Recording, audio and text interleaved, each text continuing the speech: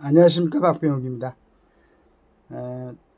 오늘 2024년 7월 11일인데 실은 이제 어제 10일 날 신문에 굉장히 좋은 내용이 하나 실려 있는 거 봤는데 제가 깜빡하고 같이 한번 읽어보는 시간을 갖지 못했습니다.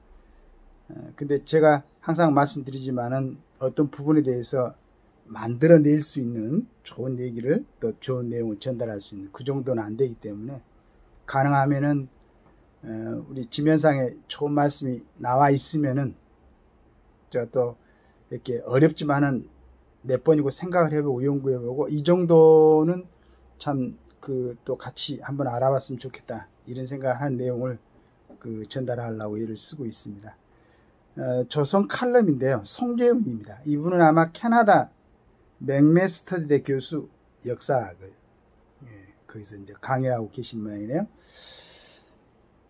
남미 국가와 대한민국의 공통점 반복되는 대통령 검사 탄핵은 최후의 독재 견제 수단, 의회의 정치적 무기로 악용되면 민주주의는 난장판 된다. 정치가 무슨 오징어 게임인가?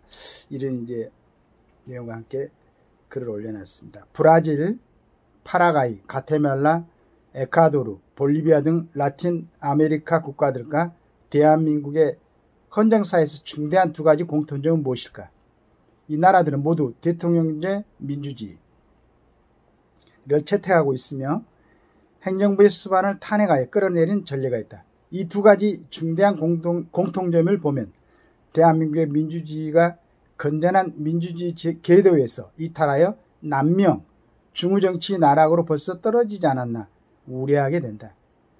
제가 방송을 올리면서 계속 남미에 대해서 얘기했죠. 굉장히 어떻게 보면은 자연 조건은 천혜 조건을 갖고 있는 나라들이 많이 있죠. 남미의 브라질이나 아르헨티나가 또 석유가 가장 많이 저장하고 있었던 그런 나라들 여러 가지 좋은 점이 있는데 그 정치 때문에 그러니까 앞장서서 국민들을 선도하고 국민들이 이끌어야 될 그 정치인들 때문에 나라들이 지금 이러고 있죠.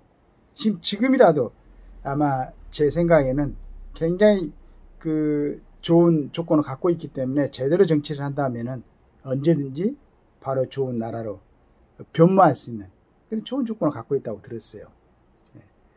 갖은 범죄 혐의에 휩싸인 자당 전 대표를 엄호하기 위해 검사 탄핵을 남발하며 공공연히 대통령을 탄핵하겠다 떠벌리는 거대 야당의 폭주를 지켜보면서 그런 생각을 떨칠 수 없다. 이미 탄핵에 중독된 듯한 국회에 묻는다. 정치가 무슨 서바이벌 게임인가. 몽테스키에와 로크 등 상권 분립을 제창한 근대 입헌주의 사상가들은 견제와 균형의 원리에 따라 행정부의 독재를 막는 최후의 수단으로서 입법부의 탄핵 소추권을 부여한다고 주장했다. 동시에 그들은 의회 독재의 위험을 내다보고 입법부에 대한 행정부의 견제권을 강구했다. 대한민국 헌법이 보장하는 대통령의 법률안 거부권이나 이원 집정부제 국가에서 일반적으로 인정되는 의회 해상권 등은 의회 독재를 막는 행정부의 권한이다. 또한 그들은 입법부의 모든 활동에 대한 사법부의 견제를 법제화했다. 실제로 전세계 자유민주주의 헌법은 견제와 균형의 원리에 따라 탄핵의 조건, 절차 및 심의 과정을 최대한 신중하게 제약하고 있다. 자유민주주의는 정교한 입헌주의의 원칙 위에서 시행착오와 수기의 과정을 거쳐 고안되었다. 그렇게 남미와 대한민국을 제외한 대다수 대통령제 국가에서는 행정부 수반에 대한 의회의 탄핵이 성공한 사례가 희소하다.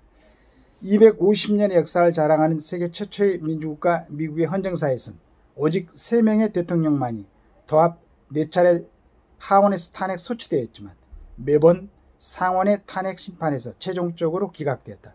그 밖에 자유민주주의 선진국들에서 대통령이 탄핵당해 물러난 경우는 좀처럼 보이지 않는다. 정부 권력의 분립과 제약을 생명으로 하는 자유민주적 헌법에서 대통령 탄핵이라는 비상조치는 민주주의를 지키는 최후의 수단이다.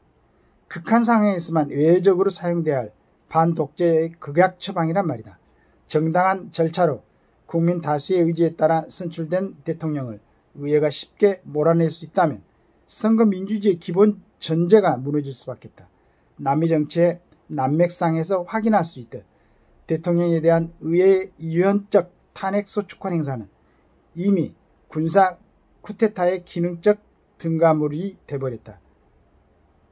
과거엔 군부가 총칼로 권력을 탈취했다면 이제는 민주의 피를 쓴 세력이 헌법을 악용해서 권력을 찬탈한다는 의미에서 그래야하다.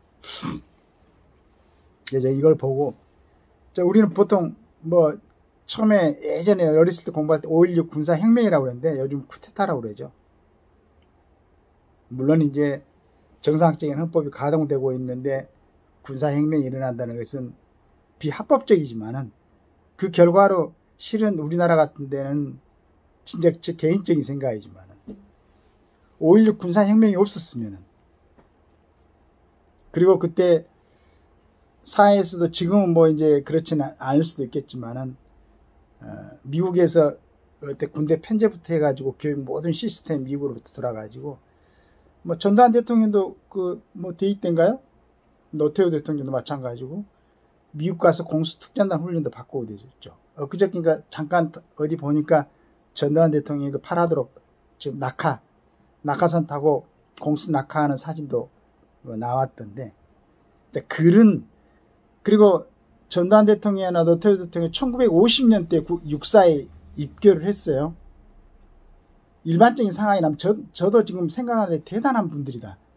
전쟁이 진행 중에 고등학교를 졸업하고 다른 사람들은 외국으로 도망가고 또 그때 권력 전쟁이 일어나고 나서 6.25 6월 25일날 일어났는데 8월 달에 일본으로 도망가려고 준비했던 국회의원들도 있었죠.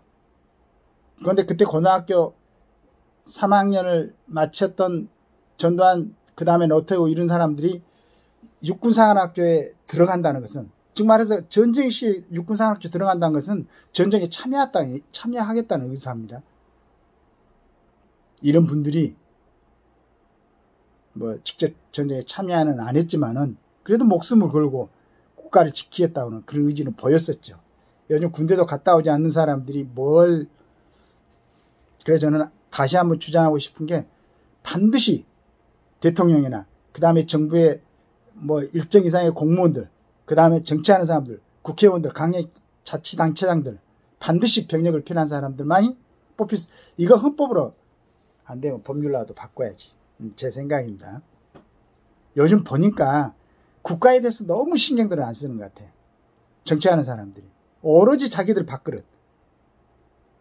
그래서 이제 캐나다에서 지금 교수로 계시는 이 송재인 선생님이 보니까 너무 답답한 거야, 우리나라. 어떻게 70년 동안 선배들이 그 피땀 흘려서, 정말로 피땀 흘렸잖아요. 6.25 때. 그 다음에 얼람전. 서독 강부, 간호사. 이렇게 가가지고, 그때 자존심은 안 상했겠어요? 군력 애교지. 정상 해가지고 돈 갖다가 고속도로도 놓고, 먹여 살리려고 이렇게 일을 썼단 말이에요, 선배들이. 그냥 잘 먹고 살게 해놓으니까, 이제는 3대 세습을 하고 있는 북한 추종하고 있는 사람들이 없나 말이지. 이런 상황인데, 국가정보원의 대공수사권을 갖다 폐지하고, 이제는 조사권까지인가 폐지한다고. 이런 말도 안 되는 생각을 하고 있는 사람들이 정치를 하고 있으면은, 이 나라가 언제 뒤집어질지 모르지. 아니, 유럽에서 지금 소련도 아니고 러시아에서 우크라이나 침공해갖고 전쟁할 줄 알았습니까? 누구도 예상 못 했잖아요. 이런 상황에서 갑자기 하마스나 이런 친구들이 이스라엘을 침공해갖고 지금 이렇게 전쟁할 줄 알았습니까? 우리나라도 언제 일어날지 모른다, 이거야. 그럼 지금 집중해야 되는데, 국회의원 한 번 더 하려고, 그 다음에 자기 지은 죄 갖다가 재판받지 않으려고 이런 꼼수들로 이런 모양새를 보이고 있으니까 외국에 나가 있는 우리 송재훈 교수가 이렇게 글을 올려놓은 것 같습니다. 물론 이제 근데 거꾸로 생각해 보면은 탄핵이라는 것은 국회에서 할 수 있는 그러니까 정상적인 국회 통상적인 업무는 아니거든요. 탄핵은. 그럼 만약에 대통령이 비상계엄이나 국가 비상조치를 하면 어떻게 할 거야? 정말로 그런 생각을 해버리면 물론 유신헌법처럼 뭐 긴급조치거나 이런 것은 없지만은 그러나 대통령도 판단에 의해서 정무적 판단이 아니라 통치행위라고 하면 어떻게 할 거야? 그렇게 해가지고 막 계엄령이나 선포하고 그러면 정치인들 정신 똑바로 차려가지고 어렵게 해가지고 유신 끝나고 87 진짜 세계에서도 가장 좋은 헌법이라고는 헌법 만들었지 않습니까? 이제 부족한 부분 대통령 뭐 이제 단임 5년제 이거 있는데 이런 부분은 좀 잘 협의하고 하도록 하고 이러한 정상적으로 굴러갈 때 조금씩 자기들 욕심을 버리고 그러고 죄 지었으면 대가를 받아야지. 서민들은 그냥 조그만 빵 한 조각 훔친 것도 그 다음에 그런데 서민들은 감히 상상할 수도 없는 그런 죄들을 저지르고도 국가에서 주는 돈으로 정치도 하고 하겠다는 욕심들을 좀 버리고 그런 욕심들이 있으면은 다른 부분에 열중해가지고 거기서 돈 벌어서 먹고 살고 정치하는 사람들은 좀 깨끗하고 능력 있고 하는 사람들이 할 수 있도록 그런 분위기가 돼야 되는데 어떻게 또 이런 사람들을 이렇게 따르는 사람들이 많아가지고 이렇게 엉망으로 만드는 건지 도저히 이해가 되지는 않는데 우리나라만 그런 거 아니기 때문에 그래서 좀 모든 항상 뭐 얘기를 하지만은 정치인들의 모습은 국민들의 모습이니까 국민들이 뽑아갖고 선출해가지고 국회로 올려 보내놨으니까 좀 조용하게 정말로 국가를 위해서 국민들을 위해서 헌신하는 그런 정치인들이 우리 국민들은 보고 싶습니다. 감사합니다.